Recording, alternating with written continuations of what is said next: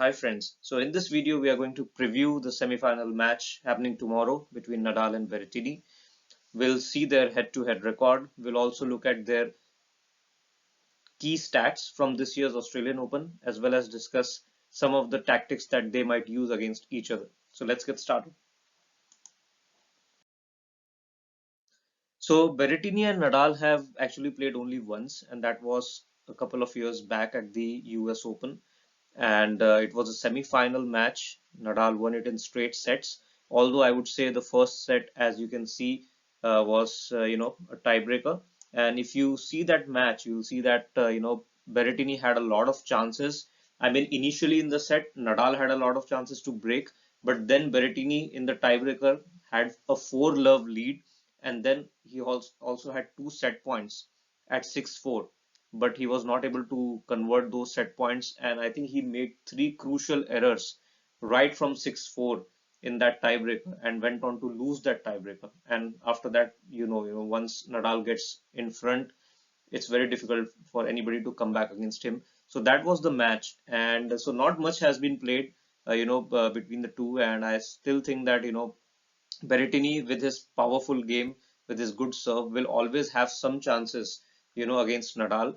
But the surface also matters a lot, and the fact that Nadal is not 30 years old anymore, so he's also getting older, and he cannot run as much, he cannot retrieve as much as he used to, and we saw that in his last match as well. There was a heat stroke that Nadal suffered from, and he was leading 2 sets to love against Shapovalov, but then Shapovalov also played well, and Nadal had some issues with his health, and that went to a five-setter.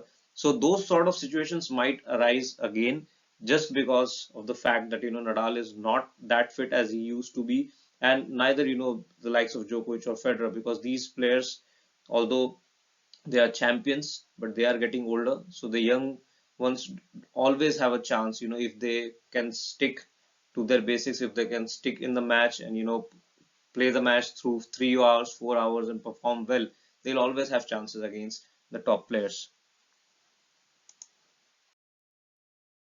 So looking at the key stats from this year's Australian Open for these two players, Berrettini ranks third in most aces hit in this year's Australian Open. So we all were expecting that to happen because he has a huge serve. So he has hit 92 aces in this tournament. Nadal unexpectedly has been making a lot of double faults because he's trying to improve his second serve. He's putting more pace on it, as you might have observed, and that is the reason why he has double faulted 30 times in this tournament, which is quite unexpected because that is a problem for Nadal basically, because if in a pressure point, if he double faults, because I really count Nadal to play the rally and win the point anyway, so he doesn't need to go for that big second serve, because I think Nadal is more suitable to play the 1-2 punch. So he can go for a decent second serve, not a big second serve, and then he can take control of the point because he has that amazing ground strokes. He can open up the court and do whatever he wants to do. And Nadal is ranked second in the most break points converted. So we all know whenever Nadal gets a chance, more often than not, he plays aggressive and he converts those break points, whether it is backhand cross court or whether it is his forehand down the line, his favorite shot. He always takes chances on the break points, and that is why he is rewarded most of the times.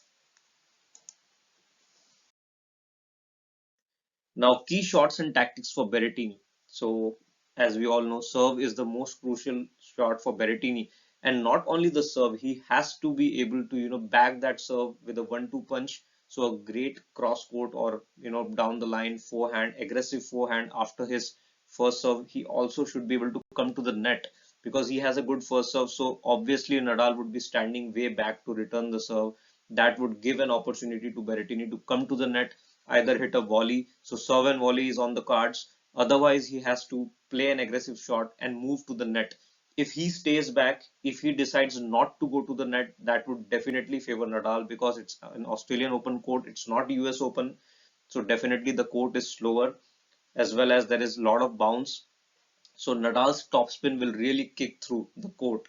And if he decides to stay back, he could hit high balls. And if Berrettini does not come forward, then obviously Nadal is going to win sooner or later.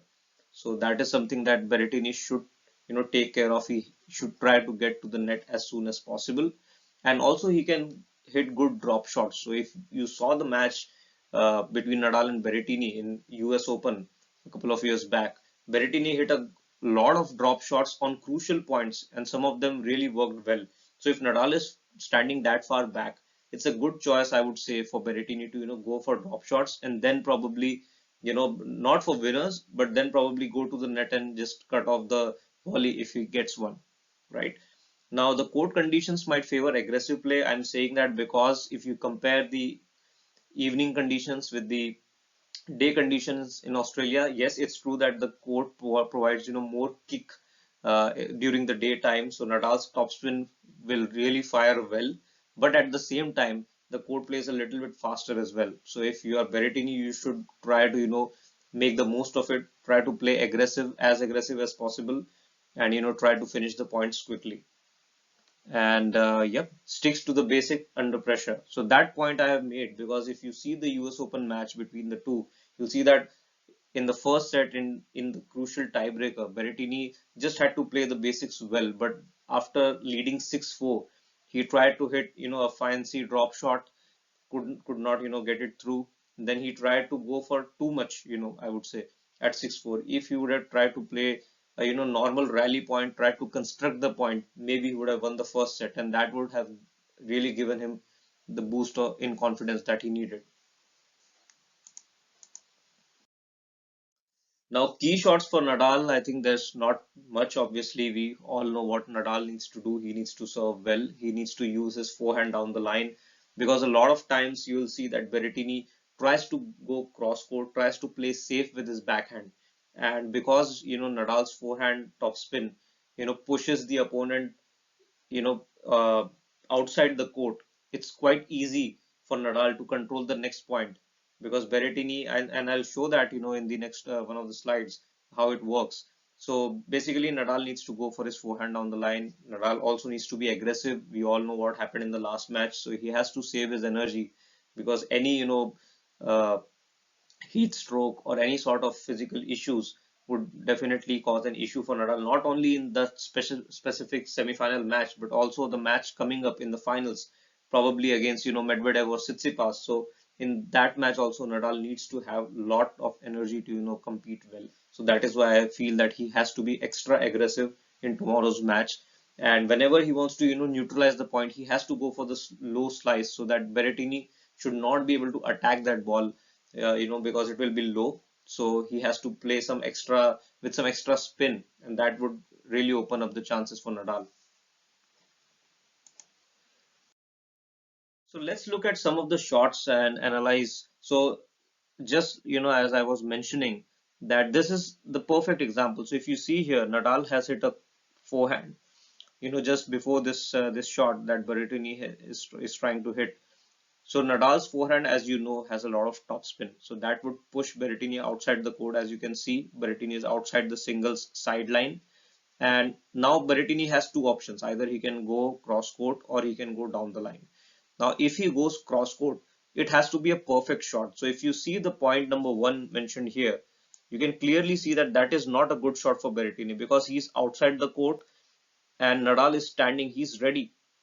Even though Nadal is back behind the baseline, but his court position is so good, he can place the ball anywhere here. Okay, he can place the ball anywhere here, and still he'll be in control of the point. He just needs to take the ball on the rise, and Berrettini will be in all sorts of trouble, because he doesn't have time to recover. He has hit his backhand, so his body is facing outwards, so he has to have some time to recover, and he doesn't have that. So that is why I think this is not a good shot for Berrettini. And if you will see that match, Berrettini actually goes for this shot, which is the cross court one, and Nadal hits the winner, which is depicted by point number two here. Actually, what Berrettini should do is that he should go for this point number three here, which is a cross court, backhand down the line. Now it's not easy, obviously, but that is the point. That is the shot he should try to go for. Now, even if Berrettini is not aggressive, even if it's a slice, or maybe it's a very moderate shot, it will still work, because Nadal is not in that end of the court, And this is the shot which Djokovic uses so well against Nadal all the time in all the matches. If you see, Djokovic, consistently hits this backhand down the line, not with a lot of pace, not with, not near the line, but just enough so that it neutralizes Nadal's forehand.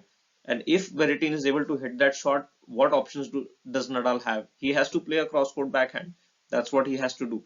And if he plays it really aggressive, I mean, there are 50% chances that he will win the point, but still there are 50% chances that Berrettini will win the point. But here, if Berrettini goes for the red shot, depicted by the red arrow, obviously Nadal has 90% chances to win the point.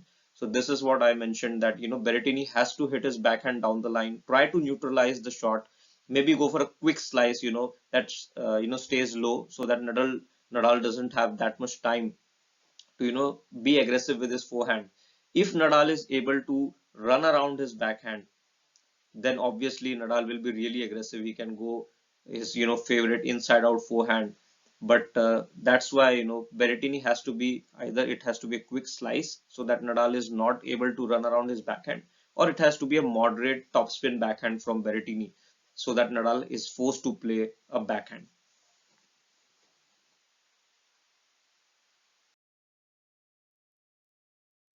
And this is the shot, which impressed me the most in the US Open, a couple of years back, the drop shot. So you can see Nadal is standing so far back behind the baseline. He's trying to return a serve from Berrettini. And now Berrettini has a lot of options because he's very, he's almost inside the court. He has that best opportunity to play the drop shot. Either way, if he hits, it will be really difficult for Nadal to, trace down that shot. And that is what actually happened. So if you see the match, you'll see that Berrettini, hit a good drop shot and Nadal was not able to, reach that.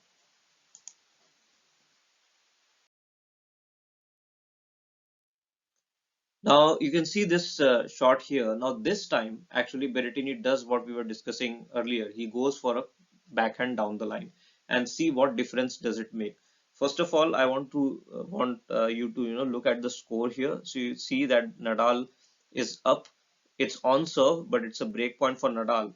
And we all know that Nadal plays really aggressive on break points. So if you're Berrettini, you should know that if you hit the ball around this trajectory, in the red arrow, it's very clear that Nadal will not hesitate. He will go for a forehand down the line, and probably he will make it because it's a break point for Nadal. So he's not under pressure. He can afford to go for big shots, and he doesn't need to make it a winner also. He can go for a moderate topspin forehand down the line, and he will run to the net. And Berrettini will be under all sorts of pressure, so it will be really difficult for him to win that point.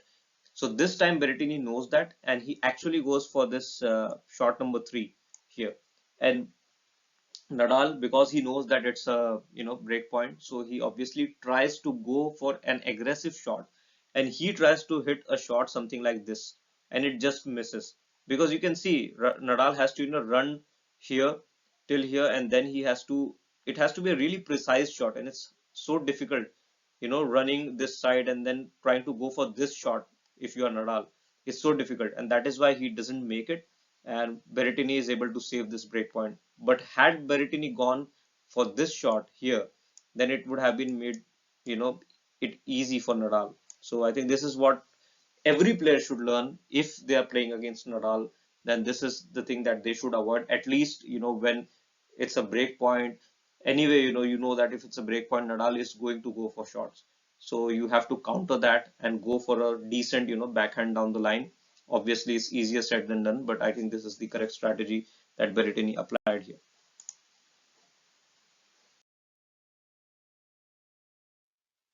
And just one more thing also I wanted to mention is the forehand. So we all know that Berrettini has a very strong forehand, and that is his deadliest weapon. But I think still, if you see the likes of Del Potro or players, Gonzalez, who had, huge forehands, but because of Nadal's ability to track down all the shots, because of his court coverage, it also becomes important that the forehand has some sort of kick or some sort of topspin, some sort of angle to make sure that Nadal's court position is hampered. So if you see here, if Berrettini goes for the shots, mentioned by this, depicted by this yellow trajectory, no matter how hard he hits it, Nadal will still be able to track it down because A, Nadal is standing so far behind the baseline, it gives Nadal more time to, cover that shot. And B, because of Nadal's topspin, he just have to block the shot. And because of his topspin, still Berrettini's court position would remain the same. So it will not be a short ball so that Berrettini can come forward and finish the point at net. So that is why it's really important that Berrettini's forehand has to have some sort of kick. So it has to have some sort of angle, some sort of spin into it, and which Djokovic's shot has, and that is why Djokovic's shot, always, especially in the French Open, if you see this year, last year's French Open, you'll see that Djokovic's forehand was the key shot, not because of his aggression, but just because of the angles he was able to create. So if you see, if you hit it with a lot of topspin, and if it bounces somewhere around here, and if it kicks outside the court, definitely Nadal has to hit a defensive shot, and then it gives chance for Berrettini to either come forward or hit a aggressive forehand. So this is really important. So no matter how hard you hit it, sometimes it just doesn't work against Nadal. So you have to have some angles so that Nadal is forced to hit a backhand from this position. This is the position that you want Nadal in if you are hitting a forehand, so that you can control the point. No matter how hard you hit it here, Nadal can still track it down and still remain in the point. So that is what I wanted to explain.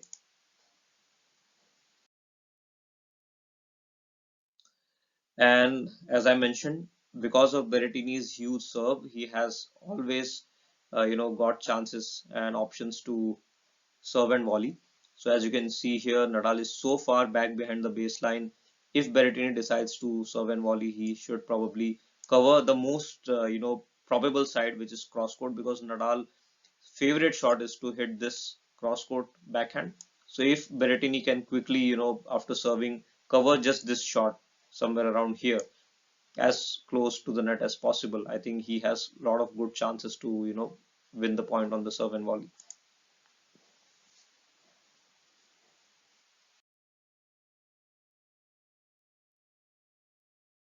So prediction, I think everything has to go right for Berrettini to be able to win against Nadal. But even if Nadal is playing 60% or 70% of his best tennis, Nadal will be able to win this match. And that is what I think should happen probably. So I would say Nadal should win in 4 sets. Berrettini has to start off well, really well, because if Nadal gets a lead in the first set, I don't think he's going to give it away unless there are specific health issues for him. So I think it should be a good match, a good display of powerful serves, powerful forehands from Berrettini. But in the end, if Nadal is fit, he should come through in 4 sets. Thanks for watching.